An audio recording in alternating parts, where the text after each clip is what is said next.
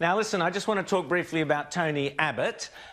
So we had the news during the week, fantastic job offer for Tony Abbott from the Boris Johnson government to sit on their Board of Trade. Now, this, you might say, well, what's his qualifications? It didn't come as a huge surprise to me. A couple of years ago, in fact, it was 2 years ago, I think this week, that the Spectator held an Australia Anglo Summit at the magnificent Pier 1 Hotel on the foreshores of Sydney Harbour there. And among the speakers, Andrew Neil, of course, hosted it.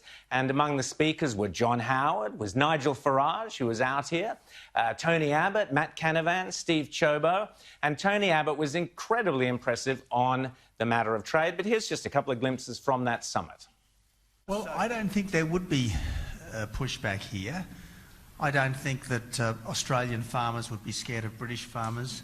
I don't think Australian bankers would be scared of British bankers. When I suggested to someone in the government the day after Brexit that there should now be an immediate embrace of an urgent free trade agreement with Britain, there was a little bit of pushback because this individual said, but won't that make it harder to get a free trade deal with the EU?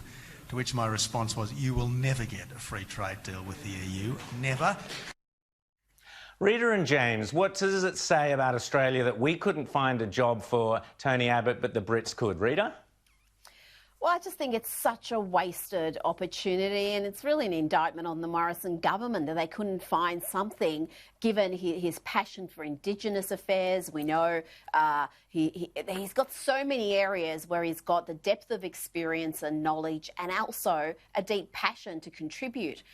So, yeah, we've lost him now to the Brits, and but they're not all appreciative. Can I bring you some footage of this absolute clown, Harry Horton, I think his name is, who's a ITV activist journalist, and he is in this interview with absolutely defamed Tony Abbott as some sort of a misogynist homophobe. He's interviewing the British minister here. Have a look.